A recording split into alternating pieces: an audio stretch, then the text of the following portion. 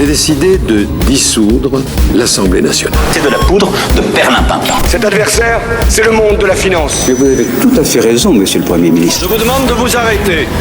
David Revaud-Dallon, ça reste entre nous. Bonjour, ça reste entre nous, Radio J, l'émission politique comme nulle part ailleurs, de retour pour une saison 2023-2024 sur les chapeaux de roue, les meilleurs spécialistes réunis pour expliquer les coulisses, décrypter les choix, les stratégies, les réussites et les petits malheurs de nos femmes et de nos hommes politiques, le tout sans la moindre langue de bois, c'est rare et c'est tous les mercredis 21h sur Radio J. Alors cette semaine, on va bien sûr parler de la rentrée de l'extrême droite en ordre dispersé. Éric Zemmour et Marine Le Pen faisaient ce week-end leur rentrée chacun de leur côté bien sûr. Le Pen dans le Pas-de-Calais, Zemmour dans le Sud, pendant que leurs lieutenants Jordan Bardella et Marion Maréchal vont s'affronter aux européennes de juin ambiance. Et puis bien sûr, le grand retour du 49.3, on l'avait un peu oublié avec l'été, il nous avait manqué, surtout à vous Gilles, mais il revient et le gouvernement s'apprête à l'utiliser un bon nombre de fois. Et puis enfin, rififi dans la majorité présidentielle à propos de l'immigration, une partie des macronistes s'associe avec la gauche pour adoucir le projet de loi en préparation, mais l'aile droite n'est pas contente. Décryptage tout de suite avec nos invités. Alors pour en parler autour de la table, l'élite du journalisme politique, les Top Guns de décryptage, la crème de la crème, et aujourd'hui c'est la Dream Team, et tout d'abord l'indispensable Émilie Zapalski, communicante, spécialiste en com de crise et fondatrice de l'agence Émilie Conseil. Bonsoir Émilie. Bonsoir David. L'inévitable Gilles Bornstein, alias Giles Bornstein, rédacteur en chef à France Télévisions. Bonsoir Gilles. Bonjour David.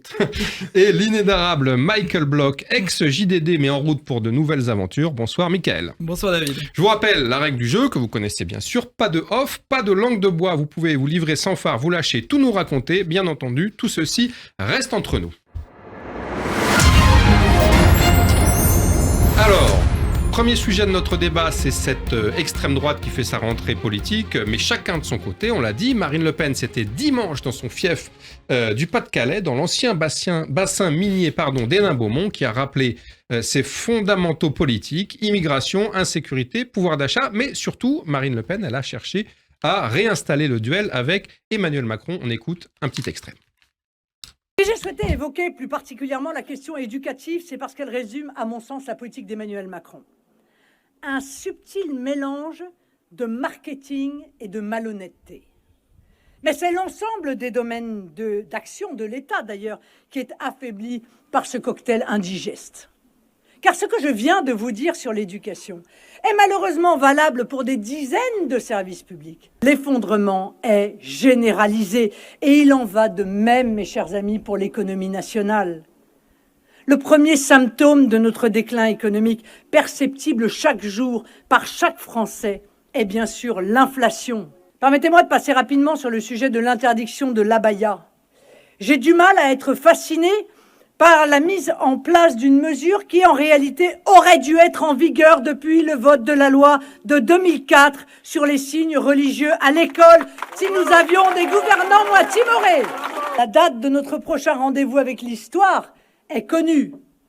C'est le 9 juin 2024, avec les élections européennes, qui seront un rendez-vous démocratique essentiel, un rendez-vous démocratique fondamental pour les Français. Alors, je cite, un subtil mélange de marketing et de malhonnêteté, entre guillemets, l'effondrement est généralisé, ça attaque fort, c'est du brutal, non, Émilie ? Oui, on sent bien que le match, là, il est d'office lancé, Marine Le Pen vis-à-vis d'Emmanuel Macron. Moi, ce que je trouve assez malin dans ce discours qui abordait aussi les questions d'immigration et de sécurité, on vient de l'entendre sur l'abaya, c'est qu'elle est restée quand même sur sa thématique privilégiée, le pouvoir d'achat. On est en plein dedans, avec l'inflation, l'énergie. On a un gouvernement qui a du mal, avec un Bruno Le Maire qui arrête pas de répéter les distributeurs baisser les prix, ça passe pas, on voit qu'il... Avec les prix à la pompe qui avoisinent les 2 €, voilà, qui ne sont pas prêts d'en décoller. Oui, et le gouvernement qui était un peu à côté de la plaque. Alors, il a bien réussi son coup sur l'éducation nationale, mais il était un petit peu en retard sur ces questions d'inflation. Et je trouve que là, elle remet ce sujet-là pour lequel elle est très bonne, sur les classes populaires, moyennes, qui souffrent particulièrement. On a vu Gérald Darmanin qui s'est un peu ratatiné sur le sujet. Mais voilà, elle, ça fait longtemps qu'elle a creusé ce sillon de cette thématique, et je trouve ça assez malin. Elle attaque frontalement Emmanuel Macron, et elle a des arguments, il me semble, pour le faire. Après, je trouve que en parallèle, ce qui se passe sur le plan de l'élection européenne, pour moi, ça peut être un handicap pour eux. Et d'ailleurs, c'est étonnant parce que votre introduction a parlé d'office d'extrême droite. Et c'est là qu'on revient, puisque Zemmour se repointe, Marion Maréchal, on est plus dans un bloc d'extrême droite qui se bataille. Et ça m'intéresse parce que ça peut être vraiment quelque chose qui peut les embêter. Et ils avaient réussi à faire disparaître ça. On parlera ensuite de Zemmour, Bardella et Maréchal, mais là, restons un peu sur le discours de Marine Le Pen. Qu'est-ce qu'elle cherche à faire, Gilles Bornstein, à rejouer encore et encore cette finale présidentielle de 2017-2022? Il n'y a qu'elle comme opposante, c'est ça l'idée qu'elle cherche à installer? C'est très exactement ça. Elle veut installer le match. Elle a mis Jordan Bardella aux commandes du Rassemblement national pour l'élection européenne. On en parlera pour gérer les gommes et les crayons et l'intendance au Rassemblement. Vous êtes dur, Gilles. Non, elle a mis Jordan Bardella aux commandes et pour l'instant, c'est plutôt réussi. Jusqu'à présent, il y avait une malédiction du numéro 2 au Rassemblement national. On a l'impression qu'il a brisé la malédiction. Elle veut parler, mais alors c'est vraiment Macron, tout Macron, rien que Macron. La seule chose qui l'intéresse, c'est Emmanuel Macron. Elle veut installer l'idée d'un duel. Cette idée est déjà installée parce que, comme vous l'avez dit, les 2 deuxièmes tours de l'élection présidentielle les ont déjà installés. Là, sauf qu'il n'y en aura pas de troisième si je ne me trompe pas, Gilles. Bien sûr, mais là, elle veut installer l'idée que Macron est battable, que son successeur l'est encore plus. Elle dit aux Français, à tous les Français, vous n'aimez pas Macron, vous voulez battre son successeur, quel qu'il soit, je suis la seule à pouvoir le faire. Et pendant 3 ans et demi, 4 ans qui restent, elle va nous bassiner, nous seriner, nous répéter qu'elle est la seule aujourd'hui à pouvoir battre Macron et que si vous n'aimez pas sa politique et que vous n'aimez pas celui ou celle qui lui succédera, le seul bulletin de vote utile, c'est le bulletin de vote Marine Le Pen. Ça va être du brutal, comme vous dites, pendant 4 ans. Alors, du brutal, c'est vrai que la brutalité de la charge est d'autant plus surprenante en cette rentrée qu'elle intervient après un été où Marine Le Pen a été fort discrète, c'est un euphémisme. Le magazine L'Express a même parlé, à moitié en plaisantant, de disparition inquiétante, Michael Bloch. Marine Le Pen, on le sait, moi elle parle, puis elle engrange. Donc là, elle a fait un discours ce week-end, mais comme disait Émilie, l'inflation, c'est un sujet qui est extrêmement important pour tous les Français, qui touche tout le monde. Même si le gouvernement a pu faire des choses, ça a coûté des dizaines de milliards d'euros à l'État, entre les différents boucliers budgétaires, les primes à l'essence, etc. Mais ça c'est jamais assez pour les Français, c'est tout à fait normal. Et par conséquent, et il faut savoir aussi que dans le prochain budget, on va en parler aussi un peu tout à l'heure, le gouvernement sera obligé de faire des économies. C'est quelque chose, les taux d'intérêt augmentent, donc le gouvernement va être obligé de faire des économies. Ils ont dit qu'ils ne veulent pas augmenter les impôts, mais on sait qu'ils vont forcément augmenter des taxes, des choses par-ci par-là. La fête est finie. La fête est quoi qu'il en coûte est finie. Oui, totalement. Et il y a un point que je voulais relever sur les abayas. Si Marine Le Pen refuse de donner le point au gouvernement, c'est pas ce qu'a fait Éric Zemmour. Et là-dessus, elle se démarque et elle se distingue d'Éric Zemmour, puisque lui a félicité Gabriel Attal, et elle joue aussi un peu l'indifférence vis-à-vis du gouvernement en disant ça aurait dû être fait depuis 20 ans.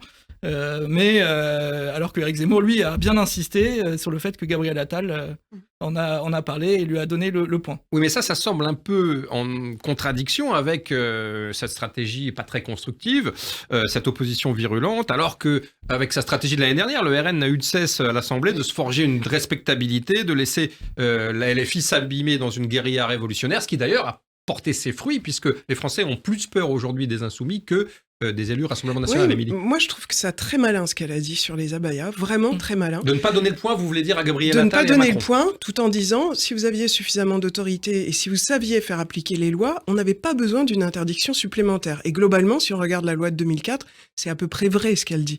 Simplement, si elle était au gouvernement... C'est ce que le Conseil d'État a dit. Voilà, mais si elle avait été au gouvernement, elle n'aurait pas été plus maligne pour faire appliquer cette loi probablement, et aurait laissé peut-être les chefs d'établissement scolaires devant cette difficulté vis-à-vis de ses vêtements. Mais je trouve ça très très malin, parce que c'est vraiment dans la lignée de ce qu'elle a construit en 2022, c'est-à-dire les fondamentaux. On les a, ils sont là, ils sont assurés, on n'a pas besoin de revenir dessus comme le fait Éric Zemmour à chaque fois, ils sont là, ils sont assurés, et j'ai une position beaucoup plus raisonnable dans ce qu'elle dit, c'est exactement ça, sur la façon dont on aborde les choses, raisonnable, vraiment comme une femme d'État qui dit, moi, si j'étais aux commandes, ça serait fait, puisque c'est inscrit dans la loi. Alors, facile à dire dans l'opposition, moins facile à faire au pouvoir, comme si elle était au pouvoir, à mon avis, elle aurait été complètement démunie, comme l'ont été le gouvernement, Gabriel Attal et d'ailleurs, comme vous l'avez dit, c'est c'est les chefs d'établissement qui demandaient Complètement. des consignes parce que ils étaient démunis. Ils voulaient l'interdire dans chaque établissement, mais ils disaient que s'ils n'ont pas l'appui de l'État, ils ont moins de poids et d'autorité face à des familles qui, voulaient plutôt imposer ce vêtement. Effectivement, le fait que l'ancien ministre de l'Éducation Pape Ndiaye ait délégué ou confié à chaque chef d'établissement le soin de gérer ce problème, c'était aussi un petit peu les laisser se dépêtrer dans cette panade extrêmement compliquée. Qu'est-ce que ça présage, Gilles Bornstein, sur la stratégie future des députés RN à l'Assemblée nationale ? Est-ce qu'ils vont rester sur leur stratégie de la cravate et en gros à ne rien dire ou à en dire le moins possible, comme ça a été le cas pendant les retraites, ce qui leur n'a pas coûté de points, ou est-ce qu'ils vont durcir le jeu, comme on dit en football ? Ça, l'avenir dure longtemps. 4 ans, c'est long. Il y aura plusieurs sessions d'ici là. Moi, je ne vois pas très bien pourquoi ils changeraient de stratégie. Parce que pour l'instant, ça s'est plutôt bien passé. On l'a dit, ils ont réussi. Alors, en partie grâce à leur stratégie, mais à mon avis aussi à cause des erreurs qu'ont commises la NUPES et surtout les Insoumis de vouloir tout conflictualiser. Pour l'instant, cette stratégie de respectabilité fonctionne. Je suis d'accord avec Émilie, Marine Le Pen n'a pas tellement besoin d'installer et de réinstaller le fait qu'elle est l'opposante principale. On le sait, voilà, ça fait 2 élections présidentielles qu'elle est au 2e tour. On le sait, c'est une opposante, certains diront d'extrême droite, d'autres populistes, à Emmanuel Macron. Ces galons d'opposante, elle les a. Ce qu'elle n'avait pas... Elle peut les perdre. Elle peut les perdre, mais ce qu'elle doit conquérir, c'est ces galons de respectabilité. Et pour l'instant, force est de constater, c'est pas que ça me fasse plaisir, mais force est de constater que sur un semestre, sur une année à l'Assemblée nationale, je le répète essentiellement avec l'image inversée des Insoumis, elle les a plutôt réussis. Donc je peux pas dire dans le mar de café, mais j'ai le sentiment qu'ils vont plutôt continuer là-dessus. Évidemment, eux vont être plus bretteurs qu'elle, parce que vous interrogiez sur son silence. C'est tout à fait dans la ligne de ce que je disais. Elle installe un personnage de 2e tour d'élection présidentielle. Président, à la limite, c'est paradoxal pour elle. Président de la 5e République, en charge des grands dossiers, laissant l'intendance à un éventuel gouvernement. Donc oui, le silence pendant les vacances, ça correspond tout à fait à ça. Elle aura des députés qui seront certainement un peu plus bretteurs, agressifs qu'elle, mais qui ont tout intérêt à montrer qu'ils sont capables d'incarner une alternance crédible si Marine Le Pen y arrive. Stratégie du silence, d'ailleurs, petite incise, ça me fait penser à l'interview d'Édouard Philippe dans Le Monde ce matin, possible adversaire, puisqu'il est le mieux placé parmi les successeurs macronistes de Marine Le Pen à la présidentielle de 2027, et qui lui aussi vante la stratégie du silence et dit qu'il ne faut pas s'exprimer à tout moment. Alors, il y a Marine Le Pen, mais il y avait aussi, à l'autre bout de la France, dans les Alpes de Haute-Provence, Éric Zemmour, qui faisait sa rentrée dans ce petit village de Gréoux-les-Bains. Là encore, du discours musclé, on en écoute un petit extrait. Fini les milliards de dettes effacées en échange de rien pour se donner bonne conscience. Fini les opérations militaires de dernière minute où l'on verse le sang français pour venir en aide à des États ingrats qui n'y voient qu'une preuve d'impérialisme. Fini la tolérance pour tous ces pays qui nous envoient leurs chômeurs, leurs délinquants et leurs mineurs isolés mais ne récupèrent jamais leurs clandestins en nous refusant les indispensables et ces papiers consulaires. Fini les accords commerciaux qui profitent toujours aux mêmes, alors que l'Afrique subsaharienne ne représente que 0,5% de notre commerce extérieur. Fini les visas généreusement accordés aux étudiants, aux migrants désirés de trouver un Eldorado qui peu à peu disparaît. Fini le traité de 1968 qui facilite au-delà du raisonnable l'entrée des Algériens en France.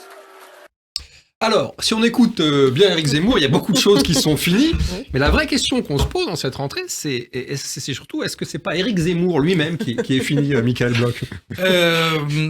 En tout cas, il parvient dans les sondages à maintenir son socle de 7%. 7%, voilà, qui reste un bon résultat. 7% à la présidentielle, 7% crédité aux européennes de juin prochain. Aux européennes. Donc, il réussit pas son pari, toujours pas, de supplanter le Rassemblement national et d'avoir une chance de jouer les premiers rôles. Mais c'est une épine dans le pied. C'est une épine dans le pied de Marine Le Pen et du Rassemblement national. Puisque, et de LR. Et de LR. Raison de le dire, puisque ils peuvent être à touche-touche avec LR aux européennes, comme Éric Zemmour a réussi à être devant LR à la présidentielle. Et assez loin devant, puisque Madame Pécresse, de mémoire, a fait 4,5. De mémoire de son banquier également. C'est ça. Donc 2 points d'avance. Il faut pas l'oublier parce qu'il a effectivement s'est ratatiné, on va dire, par rapport à ce que lui prédisaient à un moment les sondages et une qualification surtout au second tour. Et aux législatives dans la foulée, puisque pas un seul député à l'Assemblée. Pas un seul député, mais voilà, les législatives c'est particulier. Mais c'est un événement important à la vie politique française qu'il a été devant LR à la présidentielle. Et si c'est le cas aux européennes, ça sera aussi quelque chose de très important. Enfin, voilà, ils vont se battre pour cette place. Est-ce qu'il peut rebondir, Éric Zemmour? Parlons de son avenir, pas seulement sur les européennes, mais est-ce que le fait qu'il n'ait pas eu le moindre député, justement, ça crante le fait qu'il restera un personnage mineur de la vie politique française, même si 7% à la présidentielle, c'est pas du tout négligeable. C'est encore une fois, je suis d'accord avec vous. Je pense Michael aussi a raison. 7%, c'est beaucoup, et arriver à être devant les LR en dépit du fait qu'il y ait déjà le Rassemblement national devant les LR, c'est quand même quelque chose de considérable. On a tous été un moment impressionnés par les scores que lui donnaient les sondages. Mais enfin, il y a même eu une période, souvenez-vous, avant la guerre en Ukraine, où on disait qu'il allait dépasser Marine Le Pen, non seulement Pécresse, mais Marine Le Pen. Il ne s'est pas effondré, et l'idée de mettre Marion Maréchal en tête de liste me paraît une bonne idée de leur point de vue, qui lui permet elle aussi de viser des élus à l'Assemblée. Mais je vois mal tant que Marine Le Pen est là. En fait, pour lui, le souci, c'est que Marine Le Pen a aujourd'hui un successeur, qui est Jordan Bardella. Il aurait pu se dire, après Marine Le Pen, c'est fini. Lui, il a 2 concurrences. Il a la concurrence interne de Marion Maréchal, qui, à mon avis, n'est pas non plus... Enfin, on le sait, il n'y aura une place que pour une personne à la fin. Donc, il a cette concurrence interne. Il a cette concurrence externe de Jordan Bardella, qui fait que, oui... Je ne pense pas qu'il soit mort. Je pense qu'effectivement, il a installé un personnage qui vaut entre 7%, peut-être 5 les mauvaises années, peut-être 10 les bonnes années pour lui. Mais personnage mineur, je ne sais pas, mais personnage secondaire, je ne vois pas dans quel scénario il pourrait être amené à jouer les premiers rôles désormais. Après, 7%, vous avez un effet de nuisance considérable. Ne serait-ce que parce que voilà, il y a des LR qui diront... Il peut pas gagner, mais il peut faire perdre. Il peut faire perdre parce qu'il obligera des partis de droite ou d'extrême droite à ne pas négliger cet électorat-là et à conserver un discours très à droite. Alors, vous le disiez, Émilie, 2 listes d'extrême droite, on le sait depuis la semaine dernière, en concurrence pour les européennes de juin, l'une conduite par Jordan Bardella, l'autre par Marion Maréchal pour Reconquête, le parti d'Éric Zemmour.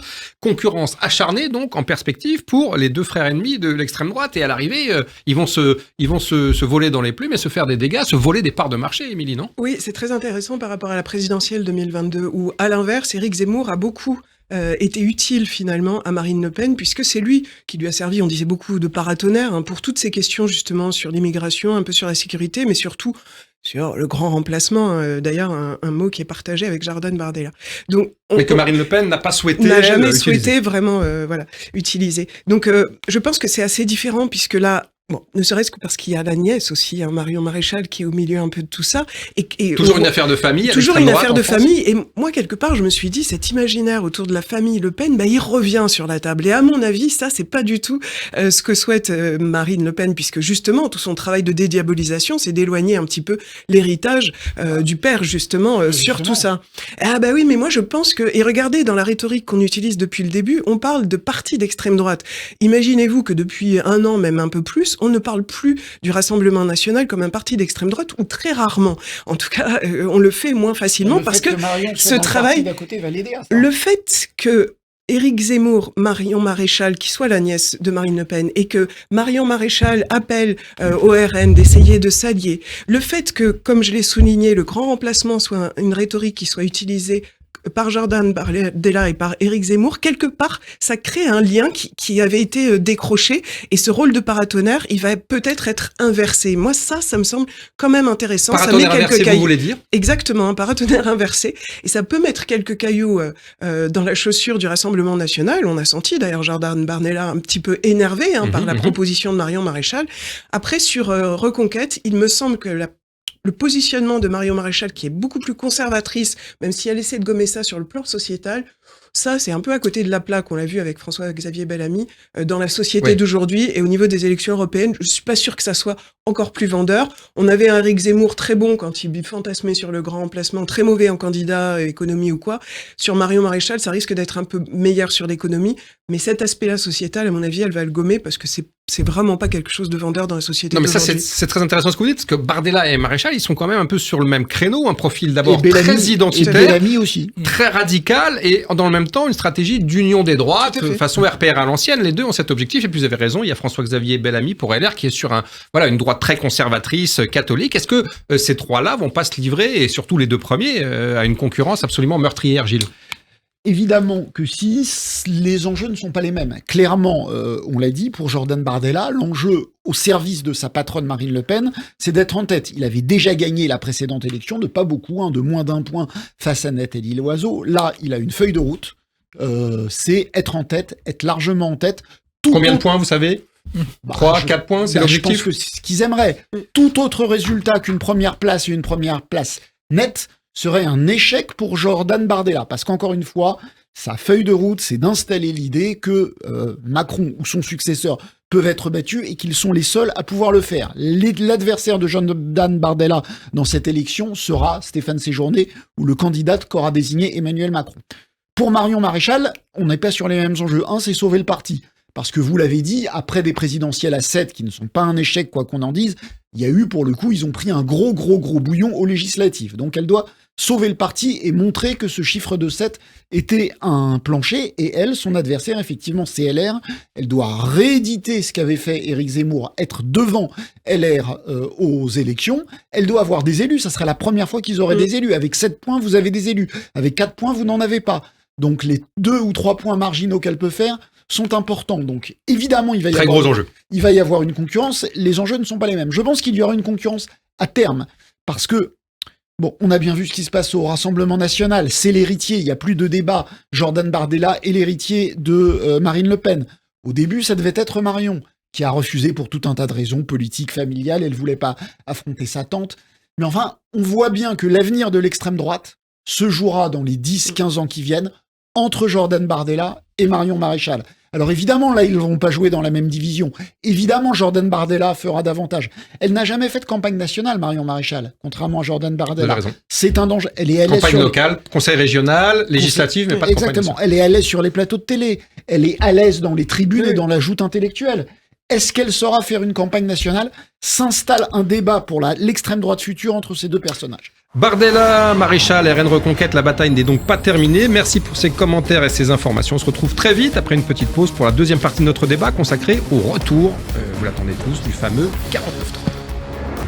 Ça reste entre nous sur Radio J. On passe au deuxième sujet de notre débat. Émilie Zapalski, Gilles Bornstein, Michael Bloch. Et maintenant, celui que vous attendiez tous, le 49.3. On l'avait oublié, il revient. Et il est très content. Utilisé à plusieurs reprises pour le budget 2022, mais aussi pour la réforme des retraites. On s'en souvient bien. Il flotte à nouveau dans l'air. Eh bien, tout simplement parce que le rapport de force, reste absolument le même dans l'hémicycle et parce que la majorité d'Emmanuel Macron est toujours aussi relative. Alors, Elisabeth Borne, la première ministre, elle les a comptés. Elle devrait faire usage 17 fois de l'article fatidique de la Constitution cet automne sur tous les projets de loi budgétaires. Je rappelle qu'il y a la partie recettes, la partie dépenses, les allers-retours entre l'Assemblée et le Sénat. 17 fois, ça fait beaucoup, non, Michael Bloch, hein ? Ça fait beaucoup et ça commence à faire beaucoup dans l'opinion. Après, je distinguerais ce futur 49.3 du 49.3 sur les retraites qui avait vraiment mis le feu aux poudres. Là, le 49.3 sur les textes budgétaires, ça passe quand même beaucoup mieux dans l'opinion.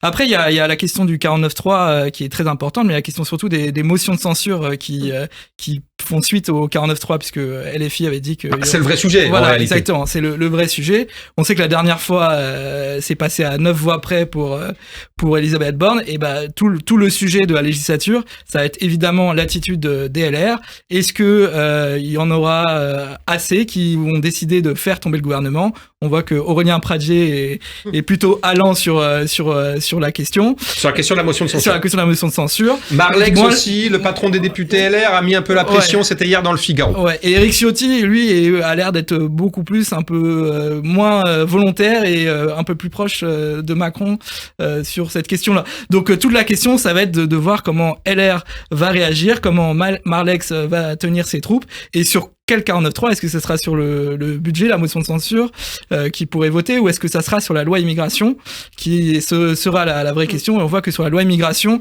les LR ont l'air plus allants pour faire voter une éventuelle motion de censure. Alors on parlera de la loi immigration tout à l'heure en fin d'émission, mais je rappelle que la première ministre, Elisabeth Borne, après le fameux épisode des retraites, où effectivement l'usage du 49.3 avait vraiment fait ruer dans les brancards à l'Assemblée, mais surtout dans l'opinion, ça avait vraiment scandalisé les opposants à la réforme. Elle avait expliqué, Elisabeth Borne, qu'elle essaierait de se passer au maximum de cet article de la Constitution, et pourtant il revient, Émilie. Est-ce que ça va pas crisper d'entrée le débat politique comme ça l'avait crispé l'année dernière? Mais je pense qu'il y a plusieurs éléments qui peuvent crisper. Il y a cet aspect-là, et je pense qu'Elisabeth Borne, elle a dû sentir, évidemment, avec ce 49.3 fatidique dont vous avez parlé, pour la réforme des retraites, qui a quand même semé la pagaille. Il y a eu beaucoup de violence dès le soir même de l'utilisation de ce 49.3.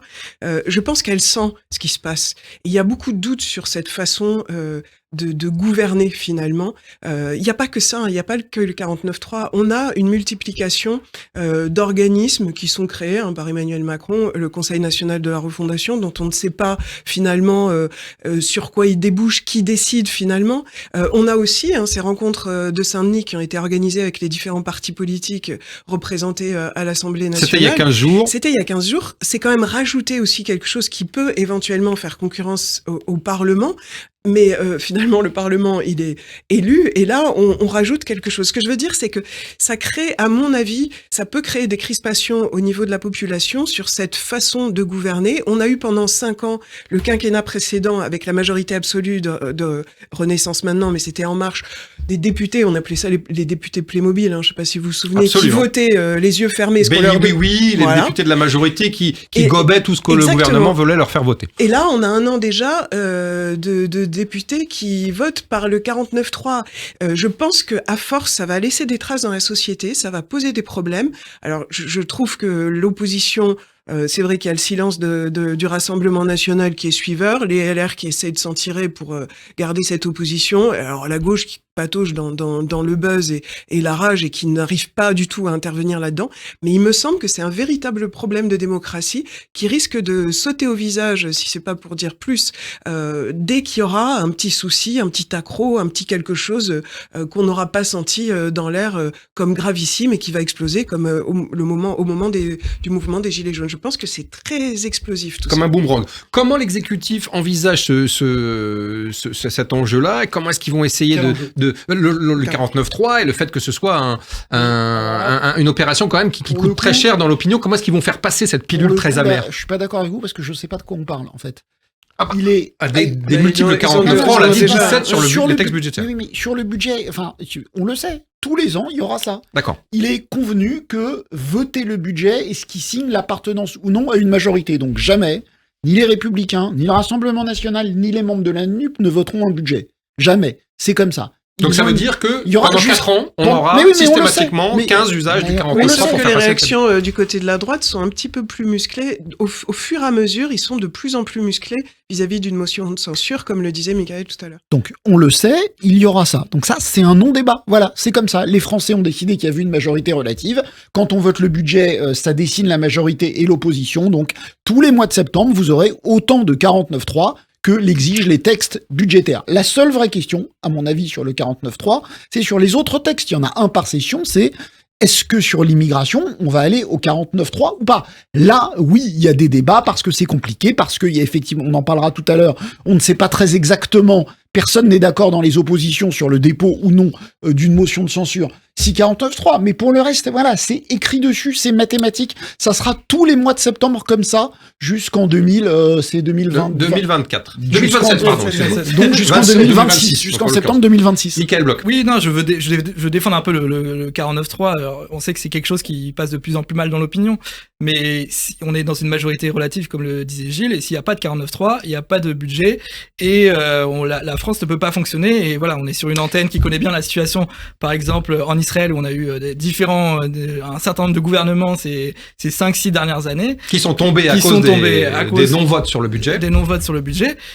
Quand il y a une majorité relative, on a d'une certaine manière, on a de la chance d'être dans la 5e République, puisque le gouvernement peut continuer à fonctionner. Et ça, voilà, quand on est dans des périodes compliquées au niveau économique, vaut mieux avoir un gouvernement qui fonctionne, même avec des oppositions très fortes et qui sont utiles à la démocratie, plutôt qu'un gouvernement qui change tous les 6 mois. Alors, il y a un autre véritable enjeu, vous l'évoquiez tout à l'heure, c'est celle de l'adoption d'une motion de censure, puisque les Républicains semblent beaucoup plus énervés que l'année dernière. Je rappelle que Madame Borne en a essuyé 17 l'année dernière, des motions de censure, c'est considérable, mais qu'aucune n'était passée parce que les Républicains n'étaient pas allés jusqu'au bout. Et encore une fois, ce sont eux qui peuvent faire basculer la situation. Est-ce que cette année, ça peut changer? Est-ce qu'une motion de censure, Émilie, peut faire tomber le gouvernement? On a l'impression que les Républicains sont encore... Alors, ils sont plus énervés là-dessus, mais on sent qu'il y a pas tous le même avis et pas tous le même élan, peut-être parce qu'ils estiment que au bout du compte, au bout d'un moment, ils vont réussir à avoir une alliance qui puisse les satisfaire. Globalement, c'est pas ce qui a été trouvé jusqu'à maintenant, ce qui a été cherché du côté du gouvernement, mais qui a jamais été trouvé. Peut-être qu'ils se disent qu'il y a encore un espoir, peut-être qu'ils se disent que c'est mieux de rester dans cet entre-deux, mais ça n'a pas marqué énormément de points jusqu'à maintenant pour les Républicains. Moi, je trouve qu'ils manquent de souffle, les Républicains, et c'est étonnant parce que vous disiez oui, c'est logique le 49.3 sur le budget, mais ça a laissé quand même des idées. Vous vous souvenez de cette taxe sur les dividendes qu'avait proposé qui? C'était du côté des alliés de la majorité.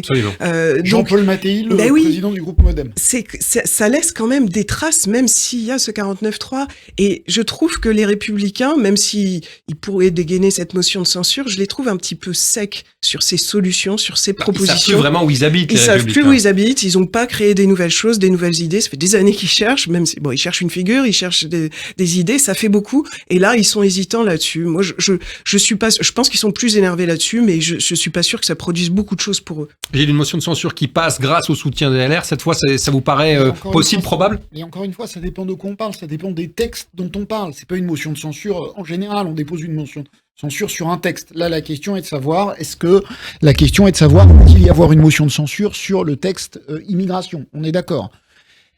Il faut, au terme de la Constitution, il faut être 62 pour déposer une motion de censure. Les Républicains sont 58. Donc tout seul, c'est compliqué. Est-ce que les Républicains accepteraient de signer une motion de censure commune avec le Rassemblement national? C'est cher. Jusqu'à la fin des temps. C'est cher payé. Pour un député républicain, il est écrit que voilà, vous avez présenté une motion de censure avec la députée Le Pen. Ils peuvent s'associer avec Lyotte. Ils peuvent s'associer avec Lyotte, mais sur le texte immigration, il n'y aura pas de motion de censure Lyotte. On dit qu'une quinzaine, ça n'a rien à voir avec les retraites, une quinzaine de députés Lyotte pourraient non seulement s'abstenir, mais pourraient voter pour la loi immigration. Donc je ne vois pas comment le bon président Panchard arrive à ce que ces députés déposent une motion de censure. Patron du groupe Lyotte. Donc, et puis, une motion de censure, Emmanuel Macron l'a dit, si une motion de censure est votée, on retourne devant les électeurs. Ça ne veut pas dire qu'il le ferait. C'est pas la première fois que Macron... C'est la menace qu'il avait brandie à l'époque. Est-ce que les 62 députés qui sentent que pour l'instant ils savent pas trop où ils habitent, qui voient que le Rassemblement national a le vent en poupe, est-ce qu'ils ont très très très envie? Pour l'instant, ils sont députés. Jusqu'à la fin, ils sont députés tranquilles, payés. Est-ce qu'ils ont envie de retourner devant leurs électeurs? Pas certain. C'est pas certain. C'est un risque. Donc, c'est pas complètement impossible qu'une motion de censure soit votée. Ça me paraît pas le scénario le plus probable quand même. Michael Bloch. Et oui, pour compléter ce que dit Gilles aussi, on est, comme on l'a dit, on est dans une année électorale. Donc la question, c'est est-ce qu'ils ont intérêt, alors qu'il y a des élections en mai, dans quelques mois, à voter une motion de censure? Est-ce qu'ils n'ont pas intérêt à attendre le résultat des urnes pour un peu se jauger et voir si jamais il y a une dissolution, mesurer le rapport de force. Mesurer le rapport de force et voir combien de députés pourraient revenir à l'Assemblée. Alors, petite question, vous l'évoquiez tout à l'heure, Émilie, les rencontres de Saint-Denis. Le président avait convié les oppositions à 15 jours à l'ancienne abbaye royale de Saint-Denis, un débat assez courtois de 12 heures.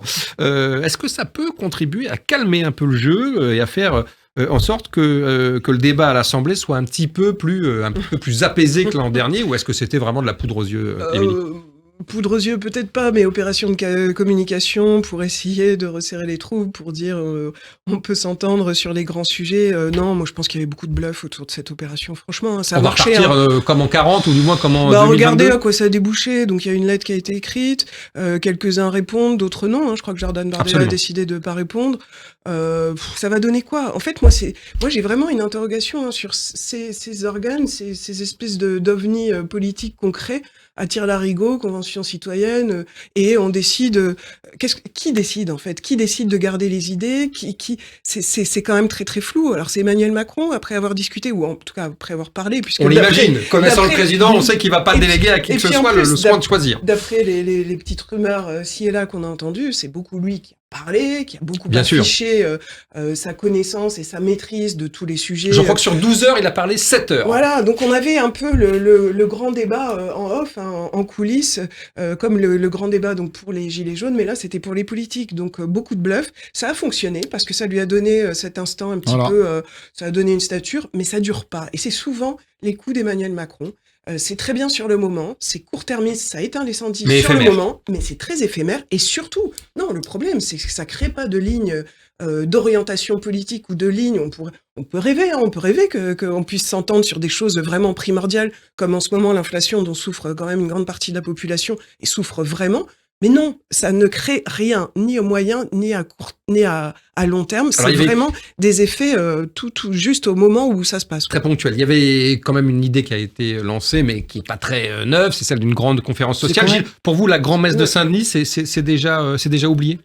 Bon, je suis assez d'accord avec ce qu'a dit Émilie. C'est vrai que sur le moment, c'était plutôt réussi parce que ils sont tous venus, ils ont tous parlé. Ils avaient dit qu'ils partiraient pour le dîner par un effet d'agenda, de l'ordre des dossiers présentés. Ils ont été obligés de rester jusqu'à la fin.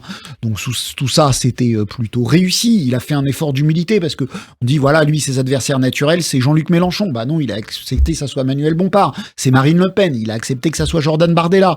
Donc plutôt réussi, je suis tout à fait d'accord avec Émilie pour dire que tout cela ne dure pas et qu'il n'en restera pas grand-chose. Deux choses quand même. Il reste cette conférence sociale. Jusqu'à présent, il y avait un intangible d'Emmanuel Macron, c'était que la politique économique se joue dans les entreprises. Que tout ce qui est de l'ordre des conférences sociales, c'était de l'ordre du monde d'avant. Et là, de l'ancien monde, de François Hollande, pour dire les choses clairement. Et que là, pour la première fois, il a accepté ce principe-là. Et les syndicats sont plutôt contents qu'il ait accepté ce principe-là. Donc, il y a quand même plutôt un bouger. Et on avait dit que ça allait être un date entre Éric Ciotti et Emmanuel Macron. Et en fait, la seule avancée qui sort de ce truc-là est plutôt un truc de gauche. Voilà, je le signale. Concernant... encore un mot, pardon Émilie, concernant ces tentatives. Je suis d'accord que pour l'instant, on n'a pas trouvé. Je trouve qu'on ne peut pas pleurer sur l'épais répandu tous les dimanches soirs d'élection à se dire les Français n'aiment pas la politique, ils ne votent pas, la participation est trop faible, l'abstention trop forte. On comprend tous que la démocratie représentative... Moi, je suis un intégriste de la démocratie représentative. C'est ce que j'ai appris à l'école. Voilà, le peuple exerce la responsabilité à travers ses mandants qu'on élit. Bon, bah voilà, on est obligés tous de constater qu'avec les réseaux sociaux, qu'avec l'immédiateté, qu'avec tout ce que vous voulez, ça ne suffit pas. Donc, il faut trouver des nouvelles manières de représenter les Français, une nouvelle manière de délibération politique. Je suis d'accord, aucune pour l'instant n'a réussi. Ni le Conseil national de la refondation, ni les conférences, comment ça s'appelait sur l'écologie, là, citoyennes. Ni les conférences citoyennes, rien n'est abouti. Rien n'est satisfaisant. Mais et évidemment, Emmanuel Macron le fait aussi pour des raisons tactiques, je suis bien d'accord. Mais pour occuper le terrain, évidemment. Pour occuper le terrain, mais voilà, il faut qu'on essaye collectivement de trouver des nouveaux organes de délibération. Il me semble qu'il y a quelque chose, en tout cas moi il y a quelque chose qui m'a marqué sur les rencontres de Saint-Denis, on parlait d'extrême droite tout à l'heure, c'est le fait d'avoir accueilli justement les extrêmes qui étaient censés ne pas appartenir à l'arc républicain, dans les mots même d'Emmanuel Macron et de à peu près tout le gouvernement. Et finalement on a accueilli donc, vous l'avez dit, Manuel Bompard, donc LFI, et puis surtout Jordan Bardella, du Rassemblement national. Et je trouve qu'il y a eu un traitement, et je pense que c'est un petit peu aussi téléguidé, un traitement très favorable à Jordan Bardella, qui est arrivé comme un homme d'État, très classe, très clair sur ses idées. L'Élysée a contribué à respectabiliser Jordan Bardella. Oui, alors est-ce que c'est pour justement, à l'inverse, dévaloriser Marine Le Pen? Est-ce que c'est un petit jeu? Moi, je trouve que c'est un jeu très dangereux, en tout cas, qui est pas très cohérent par rapport aux propos d'avant. C'est vrai. Donc attention, méfiance là-dessus. C'est pas comme ça qu'on va éradiquer le Front National, le Rassemblement National, comme l'avait promis Emmanuel Macron. Très rapidement, Michael Bloch, pour conclure. Un mot sur Jordan Bardella, effectivement, et vous parlez de l'Élysée, mais c'est pas que, c'est ça, je veux dire, ces rencontres de l'Élysée ont servi à Emmanuel Macron, évidemment, mais Jordan Bardella, c'est aussi qui sort l'un des grands vainqueurs, puisque autour de la table, tout le monde a noté à la fois qu'il était poli et respectable, mais qu'il restait dans le cadre de l'arc républicain. Donc effectivement, ça sert le Rassemblement national, c'est clair. Mais il y a pas qu'un seul gagnant, il n'y a pas qu'Emmanuel Macron après ses rencontres de Saint-Denis, il y en a plusieurs, il y a Bardella et il y en a d'autres. Merci pour ces explications fort instructives comme toujours. On se quitte quelques instants. On se retrouve très vite pour la suite des opérations et les grandes manœuvres autour du projet de loi immigration. David Revaud-Dallon, ça reste entre nous. Émilie Zapalski, Gilles Bornstein, Michael Bloch, ça reste entre nous. Alors on évoquait à l'instant une possible utilisation du 49.3 pour le projet de loi immigration du gouvernement, c'est vous qui le disiez Gilles. C'est vrai que ce texte il est déjà mal parti, je rappelle, qu'il comportait un volet répressif voulu par le ministre de l'Intérieur Gérald Darmanin, mais aussi un volet social-travail voulu par le ministre du Travail Olivier Dussopt. Et ce volet-là, il comportait des régularisations de sans-papiers sur les métiers en tension. Et là, ça bloque. Au sein même de la Macronie entre aile gauche et aile droite, le macroniste Sacha Houlié, c'est pas n'importe qui, c'est le président de la commission des lois, tout de même, il s'est associé au communiste Fabien Roussel, à l'écologiste Julien Bayou et à la socialiste Marie-Pierre de la Gontrie, des personnalités de gauche, donc de la NUPES, pour lancer une tribune dans Libération hier. L'objectif, c'est d'exiger des mesures concrètes, urgentes pour la régularisation des travailleurs sans papier. On écoute justement Sacha Houlié, c'était hier sur France Inter. Il s'agit pour nous d'abord de défendre des mesures que nous avons voulues, des mesures qui figurent dans le projet du gouvernement. Le projet de loi. Un projet de loi du gouvernement sur l'immigration qui est extrêmement radical puisqu'il reprend des mesures que la droite n'a jamais réussi à faire adopter et que la gauche n'a jamais eu le cran de proposer. Et donc je veux donner quelques exemples. Il s'agit d'abord d'expulser plus systématiquement les étrangers délinquants. Et il s'agit également de régulariser les travailleurs dans les métiers en tension. Et puis également de simplifier une procédure qui est aujourd'hui devenue kafkaïenne, à la fois dans les préfectures, mais aussi dans les tribunaux. Rendez-vous compte que parfois, juste pour avoir un rendez-vous à la préfecture, il faut pouvoir faire une action judiciaire. On marche sur la tête. Et donc, ce projet de loi extrêmement radical, il nous faut désormais pouvoir le faire voter. Et donc, il faut pour cela élargir la majorité. Et c'est ce à quoi je m'attache avec cette tribune ce matin, avec une partie de la gauche. Tribune avec une partie de la gauche. Quel est l'impact aujourd'hui sur l'échiquier politique? Un macroniste avec d'éminents membres de la NUPES, j'ai oublié de citer tout à l'heure, Gilles me le rappelait, Boris Vallaud, qui est quand même le patron du groupe socialiste. Un macroniste avec la NUPES, ça fait mauvais genre, non, Émilie? Ah bah ça fait tâche, mais de toute façon, ce projet de loi, c'est vraiment laborieux, parce que vous l'avez dit, les deux volets, mais ça remonte à il y a un an, quand même. Gérald Darmanin l'avait mis sur la table, on lui a dit, tu patientes, on va faire des concertations avant. Après, c'était par petits morceaux pour justement éviter ce genre d'accrochage qu'il y a là. Puis après, non, on fait un seul texte. Moi, ça me fait rigoler quand j'entends Sacha Houlié qui dit c'est un texte radical, très radical. Alors oui, on accueille et puis on n'accueille pas. Oui, ça c'est du radical. On voit bien à quel point le en même temps sur le plan pratique, alors à la lecture, sur le plan théorique, c'est magnifique, c'est génial, c'est une invention magnifique, mais dans la pratique, c'est très très dur, surtout quand on se cogne à des sujets régaliens qui demandent, en gros, j'allais dire noir-blanc, c'est pas l'occasion de le dire, mais une vision très claire, très radicale justement, de traiter ça. Et je pense que c'est pas possible de traiter en même temps comment on fait les OQTF et de dire en même temps on va ramener des gens pour les métiers en tension. Il y a un souci même dans le fonctionnement même de réfléchir à ce sujet-là. Moi je pense que c'est des sujets très importants et j'ai l'impression que là on va être dans une petite guéguerre très extrémiste de chaque côté et que ça va pas amener beaucoup plus de lisibilité et surtout beaucoup plus de nuances sur un sujet qu'on sait hautement inflammable dans la population même. Michael Bloch, vous êtes d'accord, ça fait tâche, comme dit Émilie? Il s'avère que le gouvernement est un peu dans une situation politique inextricable. Parce que soit il donne raison quitus à l'aile gauche, il perd l'aile droite et l'aile LR, soit il donne raison à l'aile droite et au LR et ils perdent un peu son aile gauche. et y compris le MoDem. Donc, et même si ça passe par un 49.3, déjà c'est très compliqué de faire un 49.3 sur l'immigration. C'est pas vraiment le type de sujet où on attend un 49.3. Donc, on comprend pas vraiment pourquoi Emmanuel Macron relance cette galère. Je dirais. Que venait-il faire dans cette galère? Surtout qu'il y a d'autres sujets quand même de préoccupation dans la société. Comme l'a rappelé justement Émilie, ça fait des mois et des mois. Et pourquoi il louvoie là-dessus? Parce qu'il voit qu'il n'y a pas de chemin. Mais ils insistent, alors que le chemin politique est très compliqué. Il devrait rebrousser chemin, il devrait abandonner d'après vous, Mickaël.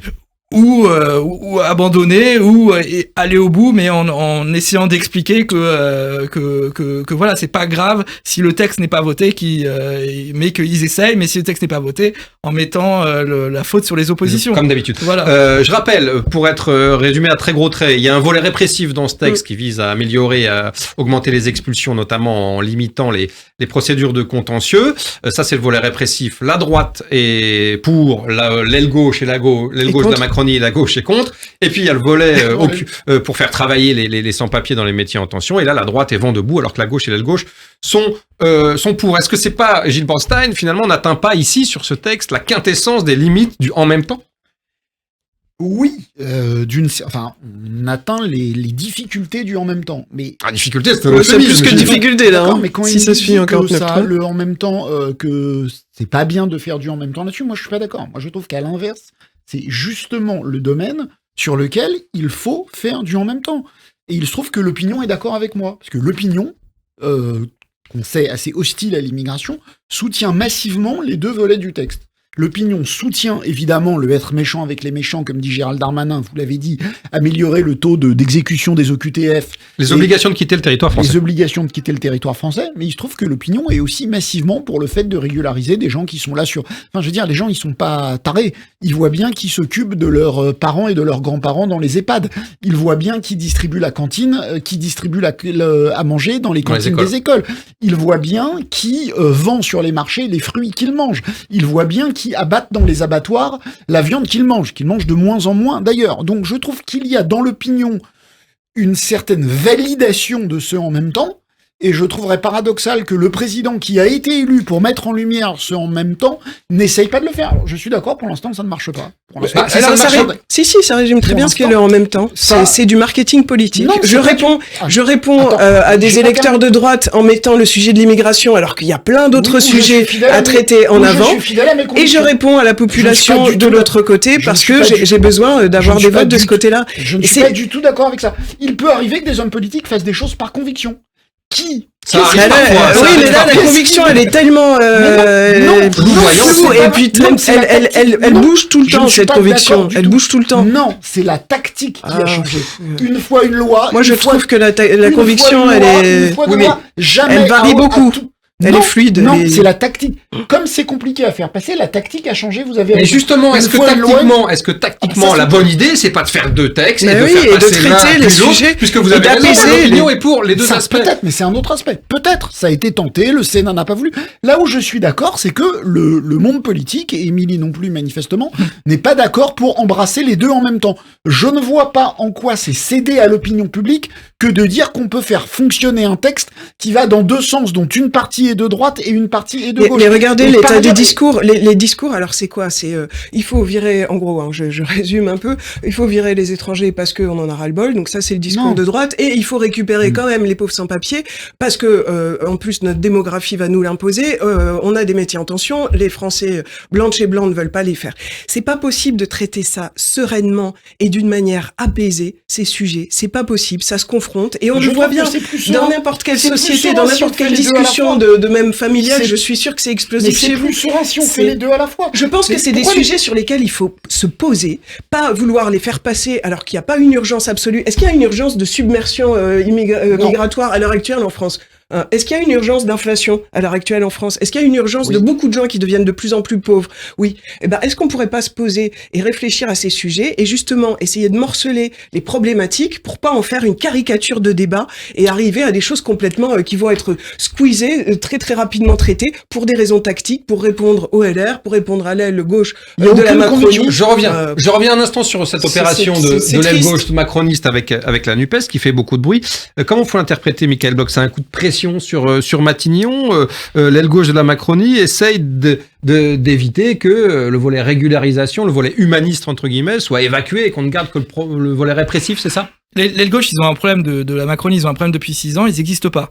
Donc, c'est bien dit. Donc là, ils essaient d'exister, ils essaient d'essayer de montrer qu'il y a une possible majorité sur la gauche, mais on voit que c'est très compliqué. Si je peux faire l'arbitre ou la synthèse hollandienne en même temps entre Émilie Zapalski et Gilles Bornstein, de mes deux camarades, le texte, moi aussi, je le trouve intéressant et Gilles a bien résumé en quoi il pouvait être utile, mais il faut se rendre à l'évidence. Macron et Borne n'ont pas la majorité politique pour le faire à l'Assemblée. Et donc, par conséquent, c'est pour ça que ça s'apparente un peu du marketing politique. Alors, sur le volet, le volet régularisation, il n'y a pas que la gauche qui est pour, il y a aussi des voix du monde économique. Il y a Jean Pisani-Ferry, par exemple, qui était le concepteur du programme économique de Macron en 2017. Il y a beaucoup de chefs d'entreprise, notamment dans la restauration. Il y a Thierry Marx, qui est le patron du LMIH, l'Union des métiers de l'industrie hôtelière. Tous les directeurs d'hôpitaux. Tous les directeurs d'hôpitaux. Donc ça veut quand même dire qu'il y a un besoin, Gilles Bornstein, de ce point de vue-là, au-delà des considérations politiques, gauche-droite. Roland Lescure a dit hier que le grand objectif du quinquennat était de relancer l'industrie française et qu'on ne relancerait pas l'industrie française sans des régularisations massives. Donc oui, il y a un besoin. Et encore une fois, il y a... Contrairement aux retraites, parce que c'est vrai que les retraites c'était compliqué parce que l'opinion était massivement contre.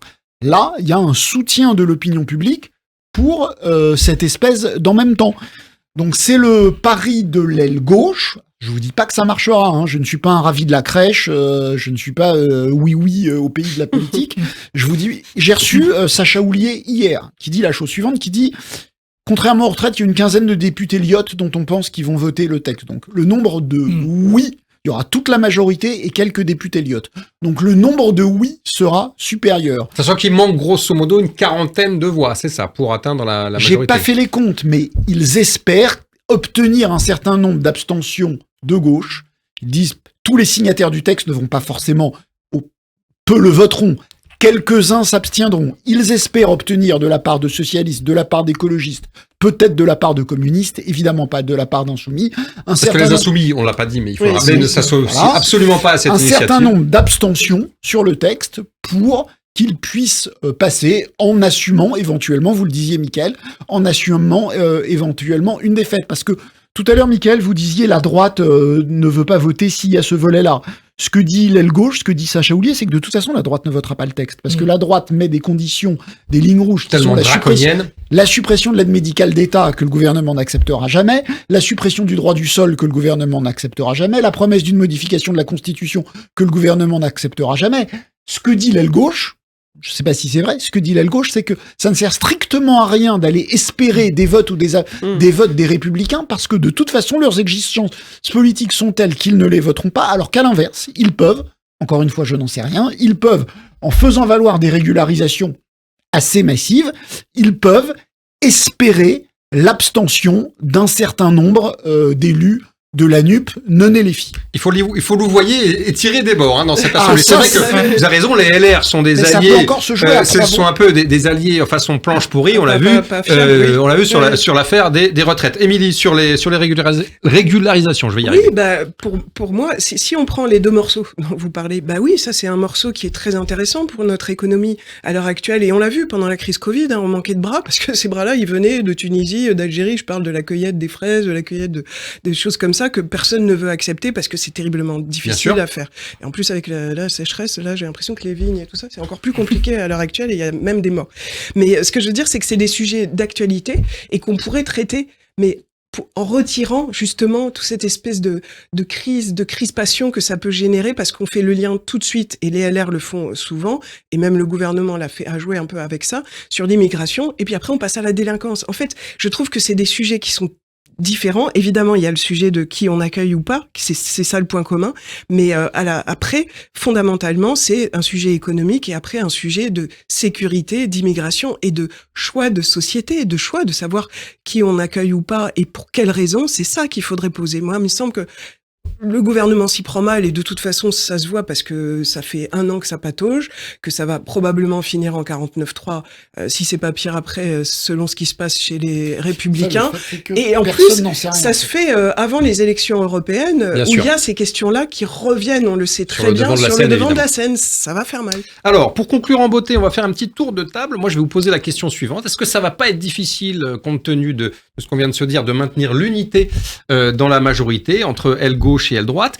Et puis, je vais pousser un peu plus loin, je vais être un peu provocateur. Est-ce que c'est pas le début de la fin pour la Macronie? Est-ce que chacun va pas revenir au bercail?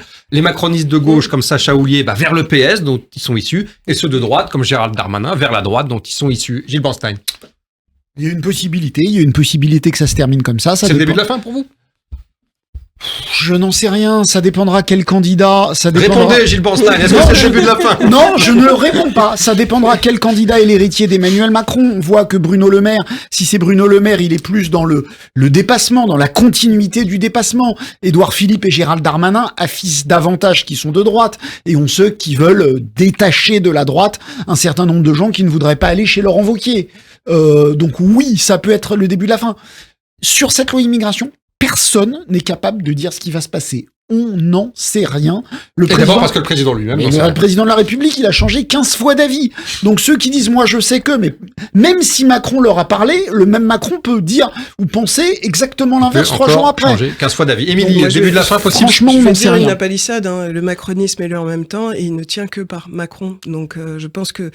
par et pour Emmanuel Macron. L'union qu'a réussi Emmanuel Macron avec beaucoup de succès en 2017 et qui lui a permis là de faire un deuxième quinquennat, c'est lui. La colonne vertébrale, c'est lui, le dénominateur commun de cette espèce d'ensemble qu'on comprend pas vraiment où ça nous emmène, c'est lui. Et il me semble qu'il n'y a pas plus de clarté. À la limite, il y avait plus de clarté en 2017 sur le projet qu'aujourd'hui. Et une fois qu'Emmanuel Macron ne sera plus à la tête de ça, alors probablement il restera quelque part comme un père spirituel, jeune père spirituel, mais en tout cas, il y a pas, pour moi, ils n'ont pas réussi ce travail de faire quelque chose qui ressemble à des convictions ou une ligne qui ressemble à quelque chose au-delà de ce que dit ou ce que pense Macron. Et comme il change en plus régulièrement, ça fait beaucoup on se demande toujours, le mouvement. On se demande toujours de quoi le macronisme est-il le nom. Michael Bloch, pour finir. Pour moi, le début de la fin, c'était le 24 avril 2022, le jour de son élection. Puisque ce jour-là, il a perdu son autorité, puisque tout le monde savait dans la classe politique qu'il ne pourrait pas se représenter en 2027 à cause de la Constitution. Et donc, ça va se déliter, ça a commencé à se déliter, on a vu Darmanin, tout ça, j'y reviens pas, et ça va continuer à se déliter jusqu'en 2027. La guerre de succession est déjà lancée, on va bien sûr avoir l'occasion de la chroniquer ici tous les mercredis. Merci à tous les trois pour vos infos, explications lumineuses et vos éclairages. Nous savons tout de la rentrée de l'extrême droite en mode compétition, des 49.3 en série qui se profilent et du texte immigration qui met déjà la Macronie en émoi. On se retrouve dans 15 jours après les fêtes de Rosh Hashanah et Kippour en compagnie des meilleurs décrypteurs de la politique. J'en profite pour vous souhaiter à tous et à toutes une très belle année, Shana Tova et Raksa Mehar à tous. Et d'ici là, bien sûr, je compte sur vous et votre discrétion. Tout ce qui est à Radio J reste à Radio J. Tout ceci reste entre nous. Excellente soirée et à très bientôt.